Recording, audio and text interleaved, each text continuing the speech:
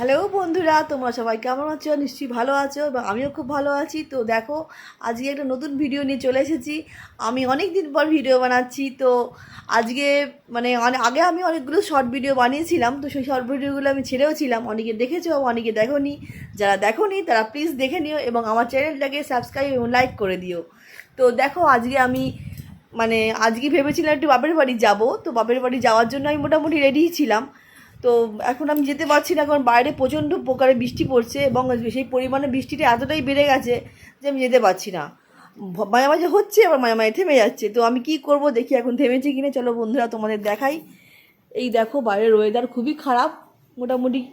এই দেখো, জামা কাপড় শুকোতে দিয়েছি, জামা কাপড়ও মোটামুটি একদমই শুকোচ্ছে না। এবং আমার এত বিরক্ত লাগে সকাল থেকে, আর কিছু ভালো লাগছে না। কোনো রকমের রান্না করেছি, আজকে রবিবার।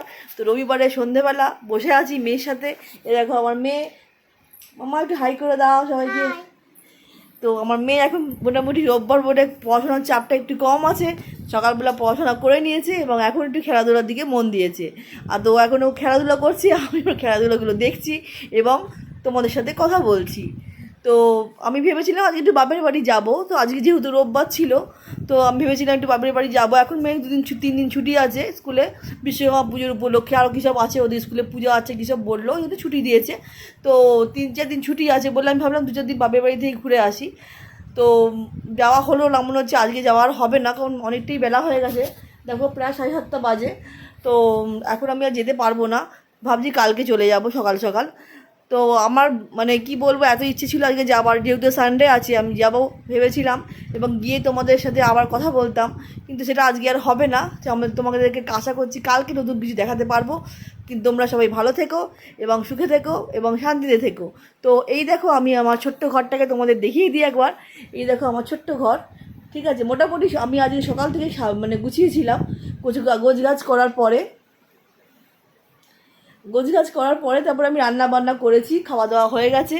যেহেতু আমার বর সবসময় এখানে থাকে না, বাইরে থাকে, বাইরে কাজ করে। তো আমি মোটামুটি আমার মেয়ে, শ্বশুর, শাশুড়ি, দেওর এদের সাথেই থাকি, দেওরের বউ এদের সাথেই থাকি। তো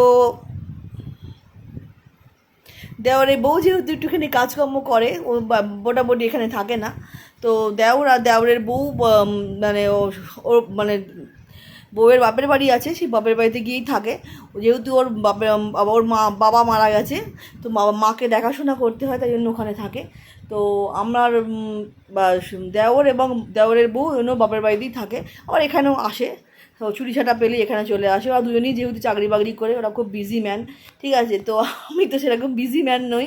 তো আমি ঘর সংসার নিয়ে ব্যস্ত, আমার মেয়েকে নিয়ে ব্যস্ত। আমার হাজব্যান্ড যে আছে, সে বাইরে চাকরি করে। ওর আবার এসব ভিডিও তুলতে বা ছবি টবি তুলতে এসবের ব্যাপারে খুবই আপত্তি।